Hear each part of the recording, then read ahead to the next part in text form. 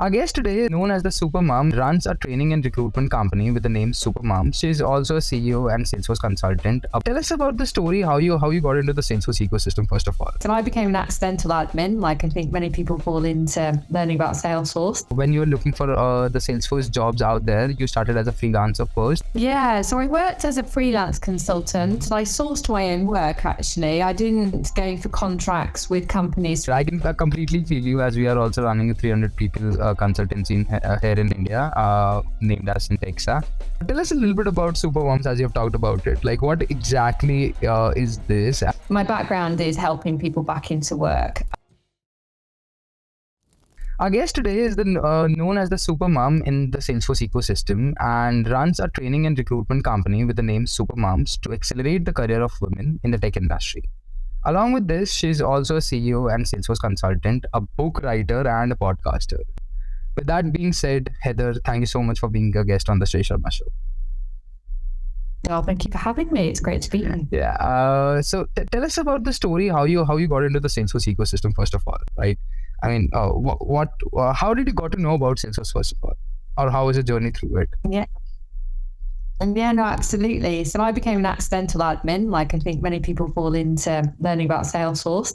And that's because I was running a non-profit at the time, helping young people get into work and start their own business. And suddenly found that I was growing my team and needed a system to manage things. And Salesforce had been suggested because it offers free licenses to non-profits. And so I'll tell a little lie. Like I sat with it for 2 years before I was like, what does this thing do? And really didn't pay any attention to it. So I was one of those late adopters. But when my business we won a big contract and I was like, oh my gosh, like I'm going to need something. I need to take this seriously. Had to get my head into technology because we can all put it off, I think, right? Until that last minute. And we're like, oh my gosh, I've got to learn this.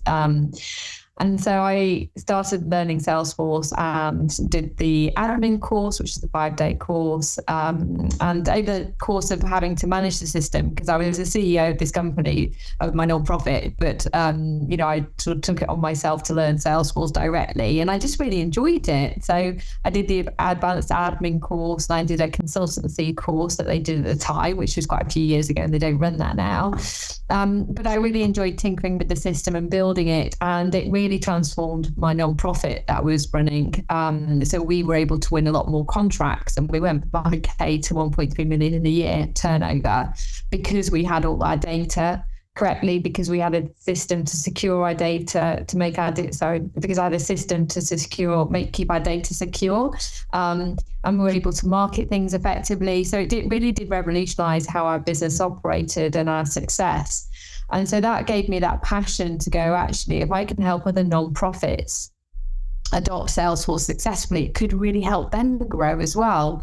And I really sort of resonated, I suppose, with a lot of the skill sets, which I hadn't appreciated before, because it wasn't just learning the tech side of, building fields and objects and email templates. It was kind of improving the business process of the organization. And I knew I could do that because of my business coaching skills and how I help people set up businesses. So all of those things combined made me rethink all of those things combined made me think that I could have a Salesforce career, and looked at how I could transition. And I had to pivot also because the business at the time, the funding streams that we used had all been shut down. So the business, as I had grown it, came to a bit of a halt because of the funding landscape. And we also wanted to move out of the city. We were about to start a family. And I was thinking, well, what job can I do that's well paid, that's flexible, that's not in the city, that would, give me everything that I wanted. And that's when I researched Salesforce careers and realized there was an opportunity there. Really. And which year it was? Yeah, so 2010 is when I started really researching and understanding more. My daughter was born in 2012. So I pivoted a year before that. And so I was sort of in a place where I could do freelance work when she was born. Got it. And before that, you were running that non-profit organization. Yes. Got it. And when you were looking for the Salesforce jobs out there, you started as a freelancer first, and you did it for how long? Yeah, so I worked as a freelance consultant. I sourced my own work. Actually, I didn't go for contracts with companies through recruitment agencies. I worked as a consultant to implement the system and then sort of step back from it. So my projects typically would last, 2 to 3 months, and then I'd be finding the next projects to work on. And I had a £400 day rate, so I'd sort of go in, quote for the work, source it through Trailblazer user groups, doing events for non-profits online, so advertising through non-profit LinkedIn and Facebook groups, etc., sort of educating people about what Salesforce could do for them. So I just sourced all my own clients.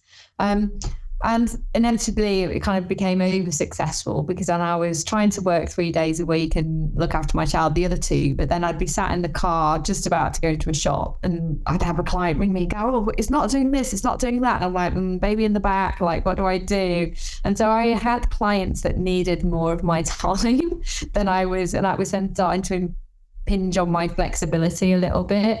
So I was at sort of a crossroads really at that point to go, well, do I go and get a job so I've got other team members around me so then they can obviously take that pressure off me if I'm doing something else and then I'm not having to source work. So that was kind of one crossroads that I did, I looked at those career options and spoke to a few companies. And then secondly, I thought, well, I could grow a consultancy and grow a team around me, which inevitably my entrepreneurial spirit was sort of biting a little bit at that point. So that's the route that I decided to take. And how many people do you have right now with this consultancy who are working along with you? So I grew the consultancy up until last year, and then with the pandemic we got hit quite a bit. So ended up last year, but we grew to a team of 4, and we won the EMEA Partner of the Year award. So we went out on a high. I always thought the positive side. And we worked with over 350 clients on 750 projects during that time, and just learned so much. Like we, really proud of all the work that we did. We had a great sort of mix of skills in the team that were all very passionate about working with non-profits. But growing a consultancy is really hard work, and there's lots of different balls that are in the air all the time.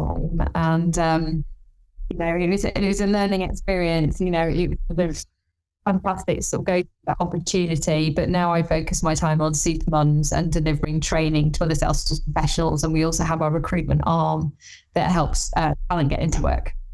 Got it. I can completely feel you, as we are also running a 300 people consultancy here in India, named as Syntexa. And I can completely feel what you're trying to say, that even on weekends when you get calls of a client that this is not working, that is not working, and the pressure is always high and the steam is always blowing, you're the only one who has to take care of it. So yeah. And but it's fun, isn't it? That's good. You've got to enjoy your work, right? And that's the main thing that I always say to my Supermums and that go to our course is you've got to enjoy it. But also, there's so many different job roles you can do. So during the Salesforce ecosystem, I'm running a consultancy, I've still done about 6 different job roles in that work. So I've worked as the admin, I've worked as the BA, I worked as a consultant, I've worked in the sales team, I've worked in the marketing team, right? Because I can, and each of those has pros and cons that I enjoy and don't enjoy, and you can never get bored. But the main thing is to stick in your lane, to stick with something you enjoy, and if you're not, don't be scared to moving. Personally, I think the best job is solution engineering, because you get to woo all the client with all the fancy things, still build a bit of a demo, but then you don't have to do the implementation. Like if I was to choose another job, that would be the dream job. It is actually the dream job, and it's the beauty of being a solution engineer, that you just build the cloud, but you don't actually have to do that job to climb up that ladder to build that cloud right over there, and whether it is raining or not.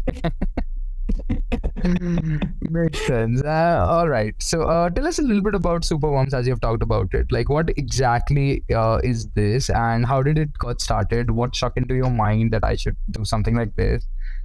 So yeah, please let us know. Well, I just had a so it's probably a lot of hormones and thinking this is a good idea.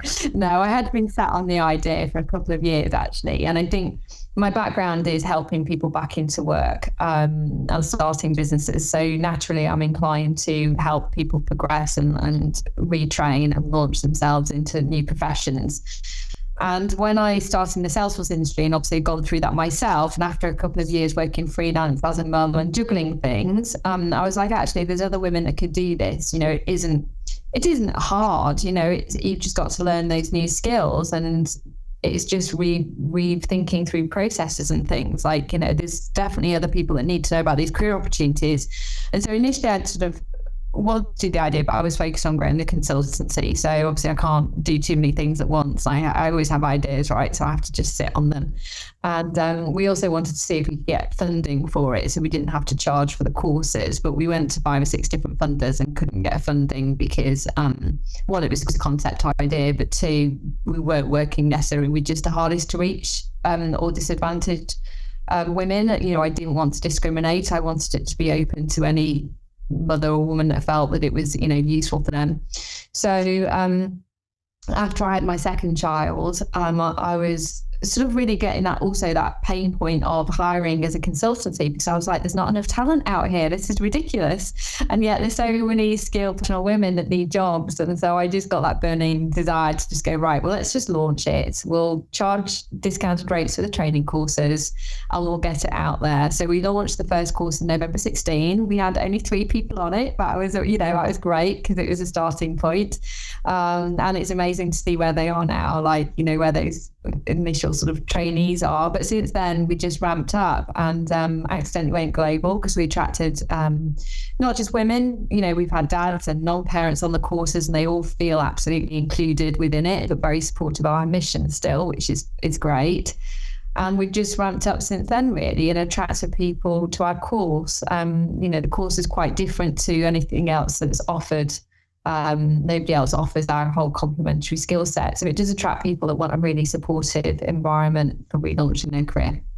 Got it. And how do you actually run this? Like, are you the only trainer that you have with Supermums, or is it like a study group kind of a thing, or you have hired different trainers to train these mums onto Salesforce, or like how exactly does this run? Well, we've got a team of 22. So yeah, we've got a big team globally. We have in-house trainers. So we skilled up our trainers. We are now an authorized Salesforce training provider. So we deliver the official ADX 201 content. But what we do is do it differently to how it's traditionally delivered, because what I wanted to do is create a full package support program that really gives everybody the A to Z journey they need to launch their new career. So with my background, I've done a lot of work looking at how you successfully help people into jobs. And so I was like, right, we need all these different pillars in place because this is the perfect ingredients to do it. So in order to support our client market, we deliver the admin training, the live admin training course. So it's live, you turn up, you have an instructor, you get taught. So it's that accountability piece. And so that happens every week, a 3-hour session every week over a 3-month period. On top of that live training, we also give homework to do in a dev org. And each person has a one-to-one mentor. So every week, the mentor will check their homework, go through it with them, check they've understood it, and tick off a competency record to check they've done it properly. So that level of quality assurance and support for that person to make sure that they've really understood how to do a flow, which everybody needs, right? So each week that happens. And then they also do additional trailheads. So there's 16 hours of homework and learning each week for the first 3 months. So when they've completed all of that and everything's ticked off, they've understood it all at the end of 3 months, that will sign them off to then go live on a work experience project. And then we'll match them on a work experience project where they work alongside an experienced Salesforce professional who will give them work to do, check they're doing it right, again, hold their hands. And so that's another reference for them as well. So their mentor can act as a reference, their work experience sort of consultant can act as a reference. And we also do study group, certification study group exercise because we want to get them certified within month 4 to month 6. And then we do some advanced study around third-party apps, other Salesforce products and everything else to kind of broaden their awareness. And we do a lot of the employability support as well. So we do career coaching with them to sort of tackle the mindset piece, get their CV and their LinkedIn review, help them overcome imposter syndrome. And then we encourage them to go out to the job market. So we have our recruitment team, but equally we encourage them to go out, via LinkedIn and other recruiters, because we certainly don't have all the jobs on the market. But we've sort of prepared them to do that. All right, so that was too much. But I have a lot of questions based on to what you have just described as the process. So number one question is, who are these mentors who are mentoring all of these people, right? Are these the experienced people, or not the experienced people, but are these the people who have already got trained by Supermums and now are mentoring the other new students out there who are getting enrolled into it? Good question. So our Salesforce mentors are volunteers from all over the world. We have over 110 volunteers from everywhere. We look for people who've got at least 2 years experience of actual practical Salesforce admin experience. And so they apply on our website, we meet with them, and then they will then look after our mentee. So for a mentor, it's quite nice because there's very structured work and homework that they're meant to do with the person every week. So it's a very structured relationship. They know what they're meant to be doing. They kind of see everything, and they just feel like proud parents almost of their mentees. And it's quite nice now that we do absolutely have alumni who've been in a role for 2 years and now are mentoring. So we are getting that cycle of people coming back. Got it. And these are are these the same mentors who are the experienced people that you're aligning all of these people after getting training or after getting certified to get the job experience or the real job experience, or there are other people? We sort of work experience through non-profits. All right. So we work with organizations that have an in-house Salesforce professional, but they have a backlog of things that need doing, as we all have. And so we say, would you like some help with your backlog? And they go, yes, please. And so they get a pro bono volunteer, they get the trainee to do some pro bono hours for them, which is 48 hours of pro bono work, helping them complete some tasks that they had on their backlog, and supporting them with it. So it helps the charity out as well, gives them free support, and it helps our trainee build their experience. Got it. And that's really amazing, because there are a lot of people out there who get trained onto Salesforce, who learn Salesforce on their own, or let's say that they get professional training on Salesforce. But the one thing that they struggle with is getting the real-time experience of doing that particular job, because in training you can only learn how the things are working, how the concepts are aligned, what you need to learn, or what are the concepts that are required in order to crack the certification. But without the real-time project experience, it is not possible, right? That you can actually ramp up yourself as someone who can actually apply for the job out there which is available. All right, I have a question onto this. I'll come to that question later. But yeah, you were saying something, please. Yeah, no, absolutely. I agree. Like, if they haven't got work experience on their CV, and particularly references of people that can verify their quality of their work, it's very difficult to take that next step. Yeah. And all right. So what exactly do you think is the absolutely necessary quality that any trainer should have, or that you look for? When they're going for jobs, you mean? Yeah. Yeah. So I encourage. So what I think stands people above anybody else is that, yes, they've got their admin cert, absolutely. They put a lot of study into it as well, not just the minimum. They have the additional certs, they've got the work experience, they've got somebody that's verified their work experience and can say, yes, they understand this, because that gives confidence to somebody that somebody's not just taking their exam for them, or doing some trailheads for them.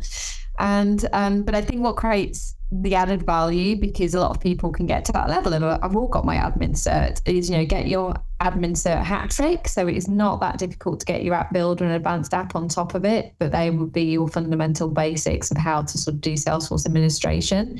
I think consultancy skills are seen and are really being championed as a bit of a staple now as well, particularly if you're going to work as a solo admin or kind of progress down a consultant route. So learning business analysis, agile project management, and change management skills are kind of your integrated skills, softer skill set.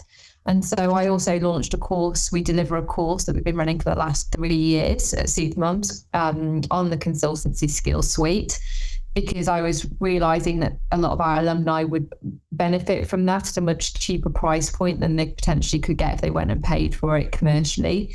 So, we always encourage people to get those additional skills as well. And I think the final thing is to build a demo, building out a demo in Service Cloud or Sales Cloud, and really understanding how and demonstrating how the product works and that you've put it together and, you made it look great, it flows, is fantastic to do at an interview. Because again, I've interviewed people who've got certifications and then I'll ask them questions and they can't really remember anything because they've learned it parrot fashion. Whereas if you build out a great demo and you can demonstrate that you completely understand Sales Cloud and Service Cloud because you played with all the features and understood everything, your confidence at interview and how you then position that is so much higher at the interview stage. Don't you think that it's very difficult to get Salesforce trainers than getting Salesforce developers? By the way, getting Salesforce developers right now into the job market is also a difficult job to accomplish, but people are generally not motivated to be trainers. Do you agree? So to be trainers, you have to go through, depends on whether you're talking about certified trainers or not. I mean, there's a certified instructor route that you can do, but you have to be put forward by an organisation to do that. And then you have to deliver the course 4 times a year. So there's kind of a very set path that enables you to be an instructor. It's not openly advertised because individuals can't go down. And to say you kind of need to be in an environment where a company puts you forward and then you're committed to being a training delivery partner. I think one of the challenges in the training space at the moment is there's lots of different ways that people train up. And so there's a lot of courses that aren't the official authorized course. A lot of people are doing their own courses, blended learning, online learning, on-demand training. And so it's a very competitive market. I don't feel there's a need for more trainers out there, to be honest, because I think there's a lot that services people. Personally, I'm a person that loves classroom and live training, and that's my style, which is why we deliver in that way, because we deliver live training, be it virtually, but it means I show up and I'll learn. And so we attract people to us that want that kind of learning environment. For mothers, particularly those who've been out of the workplace and everything else, they love that peer support. They love working, connecting with other people and being on this journey together. Whereas if you download a course off Udemy, you're just by yourself still, you're in your little world. You're not kind of on that journey. So I think there's lots of training out there. Yeah, so you generally do not get a community when you buy all of these on-demand courses or something like that, which is exactly what contributes to 50% of your success of the training, and which is absolutely required, which a lot of people are missing out there. Makes sense. All right. And I have a question in here. Even after you get these people trained, then later mentored, and then later experienced by doing some pro bono work for these non-profits, NPSPs or non-profits, do you feel that there's some kind of resistance in the organizations out there, especially for hiring the moms who are relaunching their career? And I really want to be honest about it. Yeah, well, I've had some companies openly say to me, we can't hire mums, or we don't take junior talent. They're 2 different things, right? But they're both sort of immediate blockages in people's heads, which I sort of go, hang on. So there's a lot of immediate assumptions with mums that they want part-time work, which isn't the case, or, they want to work remotely. So there's some immediate assumptions which come with that, which isn't always true. Quite a lot of our alumni will work flexibly, but that could mean that they work flexible hours, they work flexible hybrid, they work, flexible, yes, maybe part-time, but they could have amazing skill sets. And that kind of leads me on to the second thing, is that a lot of our talent that have gone through our programs haven't started in junior roles because of their background and their professional background and skills. They've actually gone into second tier roles where they can hit the ground running because they've had that wealth of industry knowledge and experience and their ability to speak to clients, and are earning fantastic salaries. So dealing with more mature candidates, we do have some younger ones, absolutely, but they're not necessarily junior talent just because they've just learned Salesforce. A lot, when I speak to employers now, they're saying, we want to hire people with industry experience, not Salesforce knowledge is less. It's like, okay, well, I've got those for you. But anybody can go on Trailhead or learn the products, and you can, as a Salesforce consultant, you're constantly learning on projects. You're constantly learning the products. Nobody goes in and knows all those products from scratch. It's always, oh gosh, how do we learn this third-party app? Or we need to learn Pardot now, so we need to implement it. So, there are definitely blinkers for some employers to immediately go, no, we can't hire from you. So for us, it's a lot of education. Sometimes it's, knocking back at the door 2 or 3 times for them to really see, sharing profiles with them so they understand, look, this talent are already working at your competitors and they're amazing. You're missing out because you're not sort of considering the options here. So it's a lot of education work on our recruitment team side as well. Got it. And got it. But so the reason why I asked this question is because I have seen a lot of people out there in the ecosystem, not just in our ecosystem, but typically into the tech industry, like intentionally, non-intentionally, whichever way, trying to not hire people who have got some gaps, typically the moms, right? They've got some gaps because they wanted to take care of their family, they wanted to plan a family, or whatever the reason might be. So they had some gaps, and now they are equipped with the right skill sets. In fact, they are more motivated than a lot of people who are already doing the job in order to get the job and work hard onto it in order to prove themselves and to their family as well. But still, these organizations are very critical about or like specific about not entertaining these kind of candidates just because that they think they'll be having other priorities in their life and they'll not be able to make the job as their priority. So yeah. So that's all what it is. All right. And what do you think about the chicken and hen situation that is out there in the job market right now? Which is everyone wants to hire experienced people and nobody wants to hire freshers. But if no one wants to hire freshers, how you can get experienced people out there in the market? I know, it's interesting, isn't it? It definitely comes up to the debate when we have meetings with employers. Again, I think that it's kind of opening our eyes to, the transferable skills and industry experience that they've got, because employers are saying we want industry experience. And so I think there is that mindset shift starting to take place.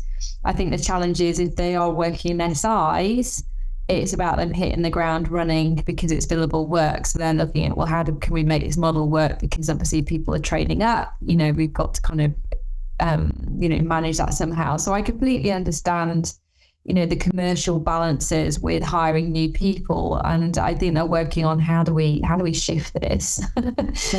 Because you're right, we're never going to have more experienced people if we don't get new people in the market to start with.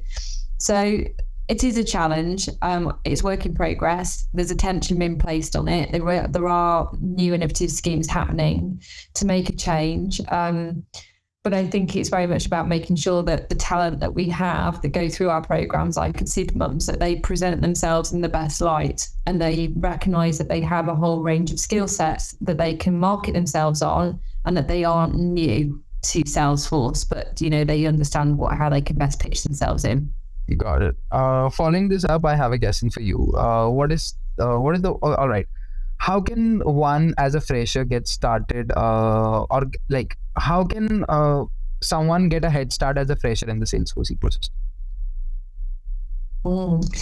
So the way that I've always landed my jobs is to write to companies directly, to the CEOs or the managers, with a nice covering letter, being very personable, saying, please will you hire me, regardless of whether or not they're advertising for jobs. And pretty much that's always how I've got my jobs, apart from when I started my company. So I think I got one through an application process. So I again encourage our alumni to not just sit and wait for the job that comes up, and then lots of other people apply for it, but just be proactive in writing to the CEO or the manager, LinkedIn, connect with them via LinkedIn, find their email, send them an email, ring somebody up, connect with somebody else in the team, whoever lets you in. It takes work.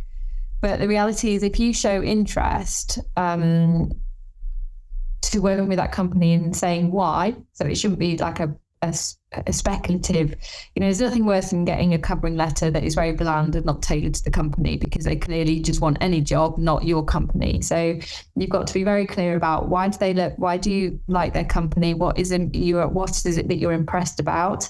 What could you bring? What would you like to do? And quite often that will get you the foot in the door. And that's how I've hired a lot of people. Yes, also work with recruiters, because recruiters can sell you in, particularly if you're not good at selling yourself, because they're financially motivated as well. But equally, they have a pool of talents. They know what the employer is looking for. So they can give you some inside information to make sure you're well prepared for the interview. It's like having free coaching. They're a free career coach technically to kind of support you getting your CV done and going through. So either work with a recruiter or speculatively put yourself out there, not, sort of being very targeted about who you're writing to, but, make those approaches. But I think that's the best way to get into the marketplace. This always works out. Instead of writing down to the recruiters working into the organization or the HR people or someone into the development team, it's always better to write down to the people who are into the managerial position, because they are actually searching for these kind of people. And if you actually showcase that you've done your research onto the organization and the challenges that they're facing right now, and if you just write that down in the email, you've landed the first interview directly with those people. So yeah. All right. What are some struggles and joys of being a trainer? Being a trainer.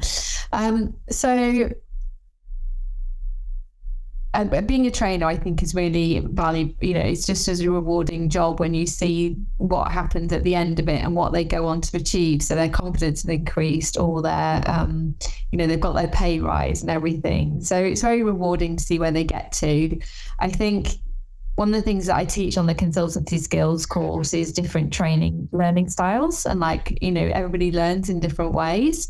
So when you're bringing people along on a course, some people will get it quicker than others. And so it's being very mindful of different learning styles, because some people are kinesthetic and they want to get their hands dirty and, actually have to do it to learn it. Whereas some are audio and they need to hear and listen and replay, and they're quite slower learners quite often.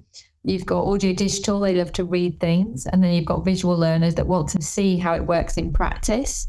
So it can be difficult sometimes, depending on what you're teaching, to provide all of those four components. And obviously you've got to try your absolute best to kind of, cover all those things off. And that's what we do certainly on our, we try and do on all our courses. We try and get that combination. But it's again, that sort of hand holding. And that's why we put one-to-one mentoring in, because as a trainer, if you're meeting everybody each week, you can't hold their hand, each person, if they don't get it right. So on our consultancy skills course, we don't do that level of one-to-one support. So I'm not clear on where everybody's at and where they're understanding and where they're not, unless they bring it up as a group. Whereas on our admin course, they'll listen to the trainer, but at least then they've got their one-to-one mentor to go back to and say, what, can you just run through this with me again, and let's go through the system. And so I think, being a trainer, but having that combination of a one-to-one mentor alongside is your perfect combination, unless that trainer has the capacity and role to do sort of hand holding on a one-to-one level as well as delivering as a group. So the struggle is being solved by the mentors, and the joys are being taken care of by the trainers, actually. Got it. All right. Following with that, how do you think it is different for men and women to have a career intake? Is it really something? Well, it goes back to some of those points you raised earlier. Like, there can be the perception, traditionally and culturally, the perception that, women have responsibilities of looking after kids, right? And they might have more distractions where it'll have the work. And, that's not really the case these days. A lot of people do choose or need to have two incomes, and again, dads are taking more parental role as well and wanting more of that. So we are seeing a shift. It's certainly not the majority, but it's there is a shift change happening, and companies are also recognizing that certainly some of the leading SIs are more aware of all those, creating more opportunities for more shared parental leave. So I think women have to try harder at interview, I feel, to put themselves across. So hence why I always get a bit on my soapbox to say, right, get your certifications, get your work experience, make sure you've got all the skills that you need, show them what you can do, put your best foot forward, because I think,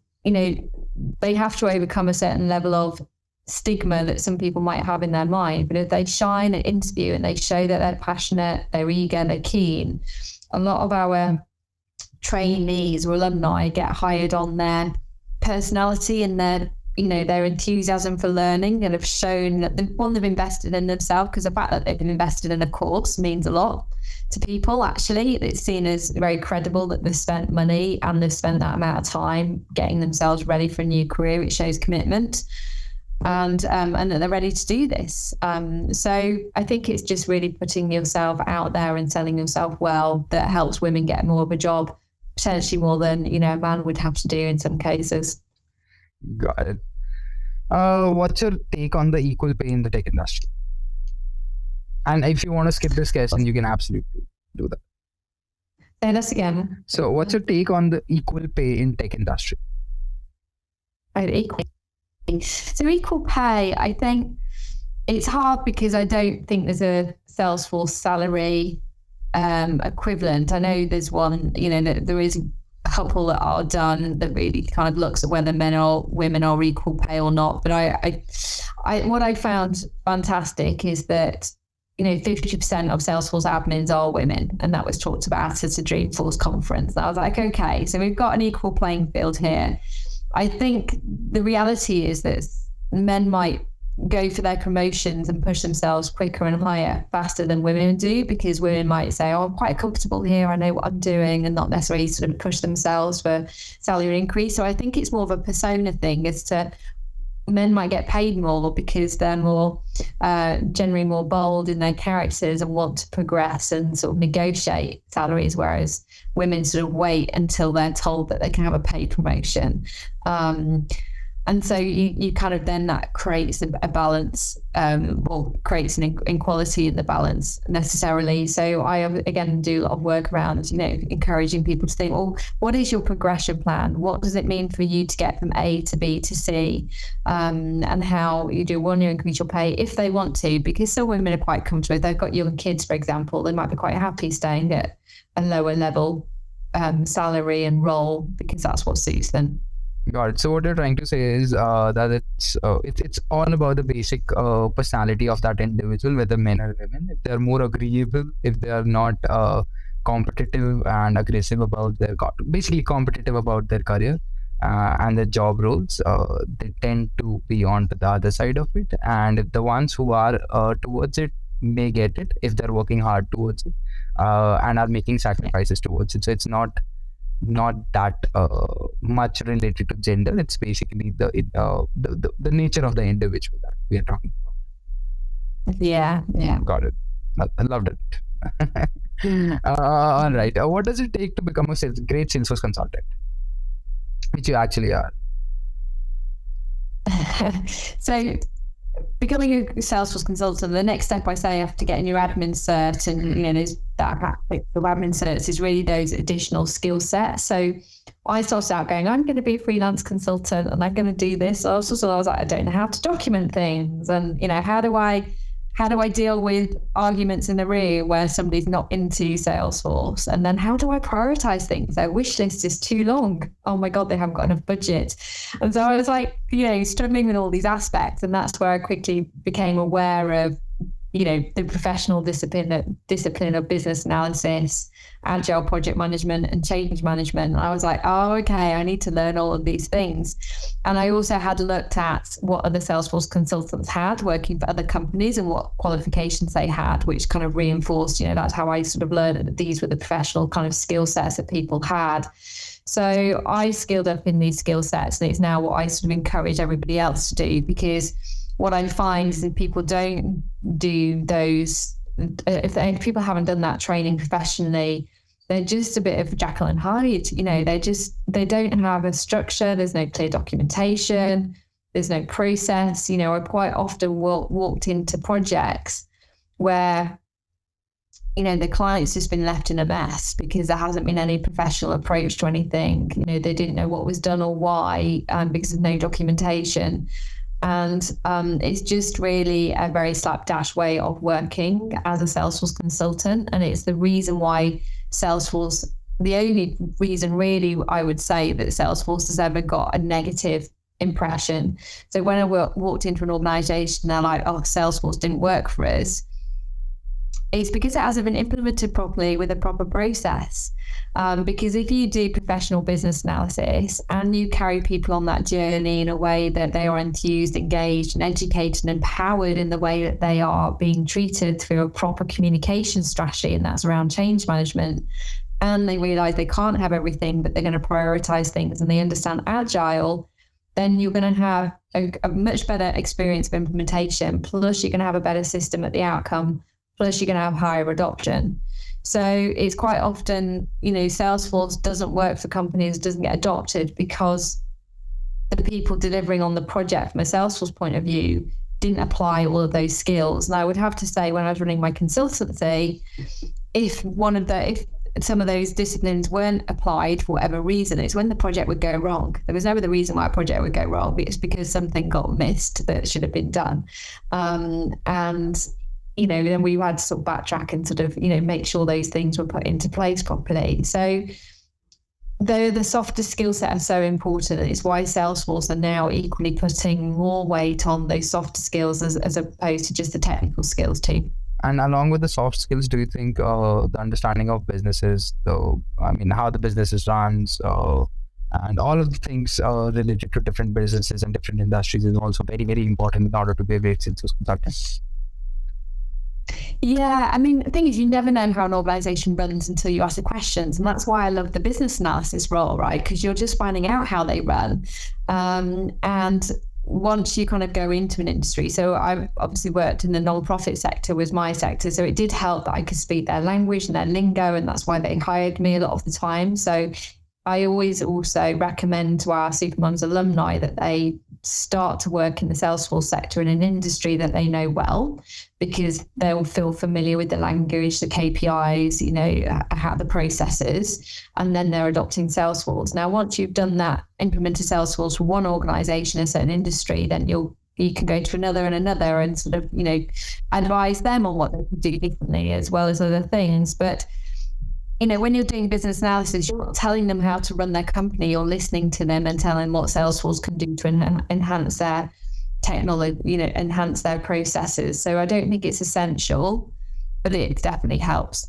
So the major challenge that we face with a lot of people out there is even if they know how Salesforce works, how to do a particular kind of implementation, what kind of a solution needs to be delivered for this particular problem as well.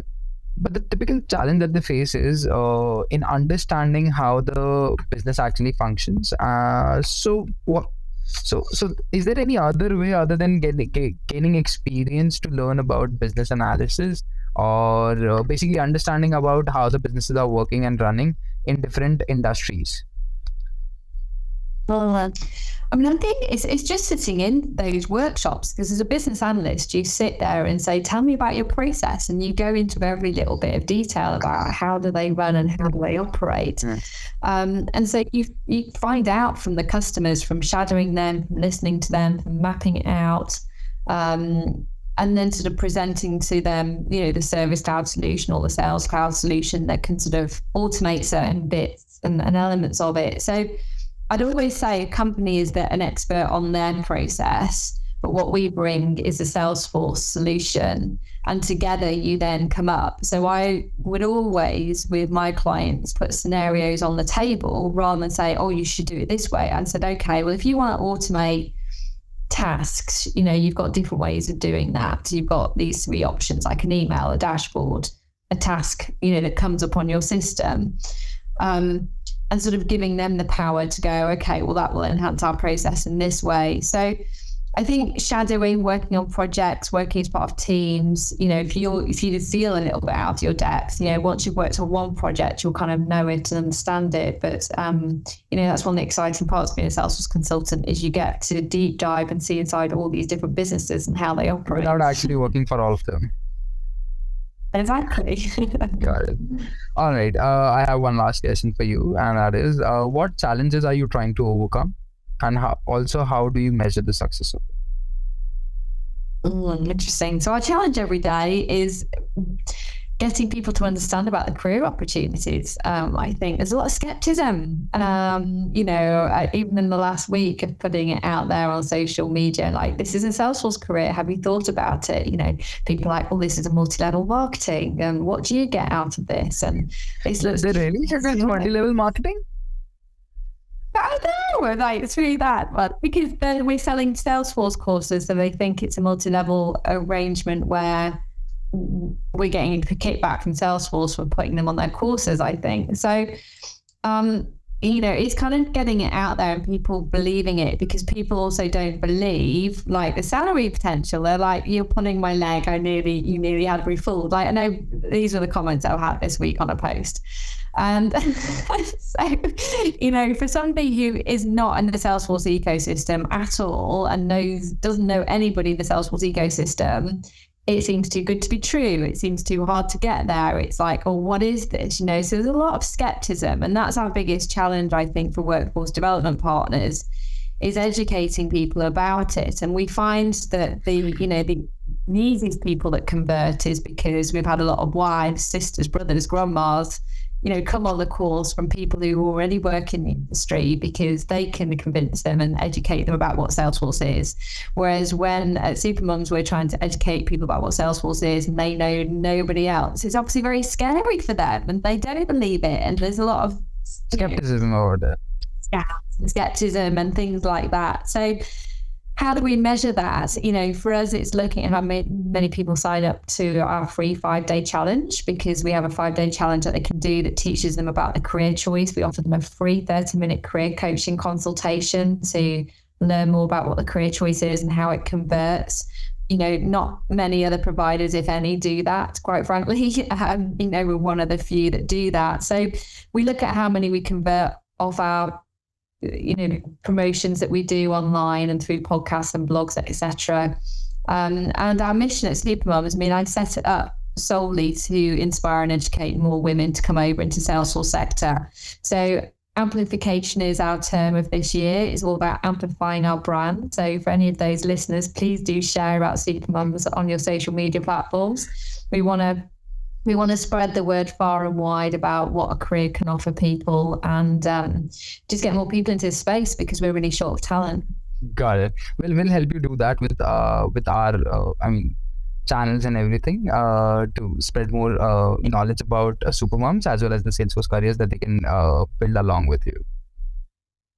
Thank you. Yeah. All right. It was very nice talking to you, Heather. The work that you're doing is really amazing, and I was not completely aware about how exactly you guys are executing, but what it seems now that you're doing a really interesting and an amazing job for yourself and for the people out there as well. So kudos to you. Wow, thank you for having me on the show. Yeah, it was lovely talking to you. Thanks. All right, so shall we stop this? Give me a moment, right? Yeah.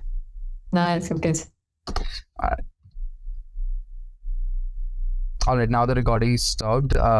So you're doing a good job with Supermums. I was not aware about this. So we are also running a training company in there. If you're not aware about this, so I started my career as a trainer in Salesforce when I was just 19 years old.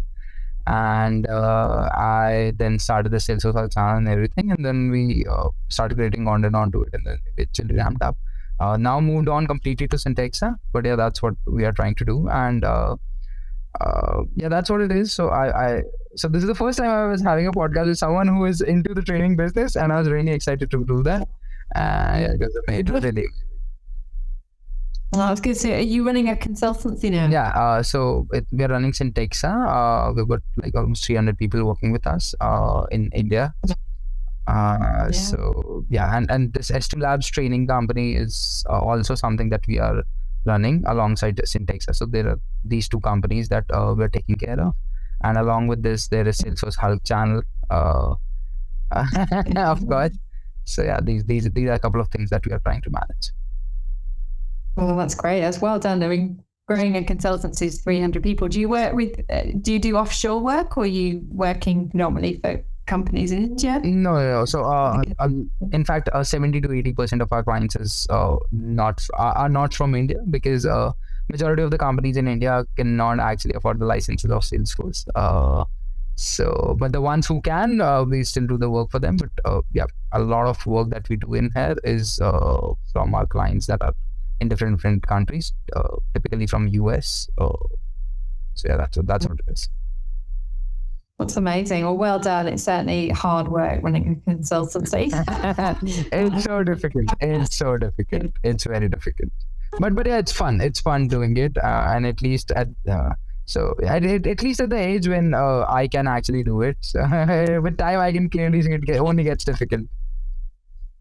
Yeah, definitely. I just found it such a juggle with having kids as well, and it was just like, I'm glad it closed down in the end, to be honest, because it was just too much pressure. Whereas the training and recruitment's not as bad, so it's fun. It's yeah. Like so what I've seen, the basic difference that I've seen with this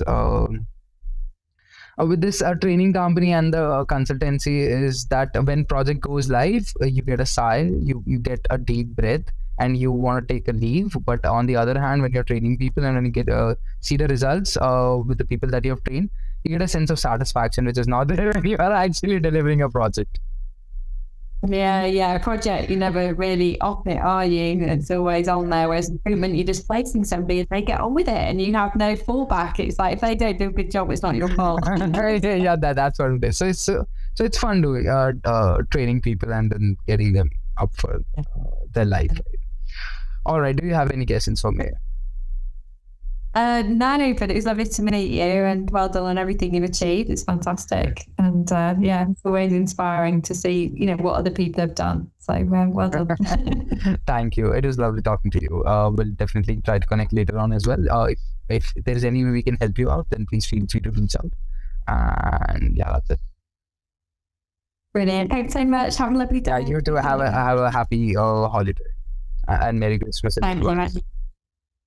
Yes, and you. Take care. Thank you. Bye-bye. Bye-bye.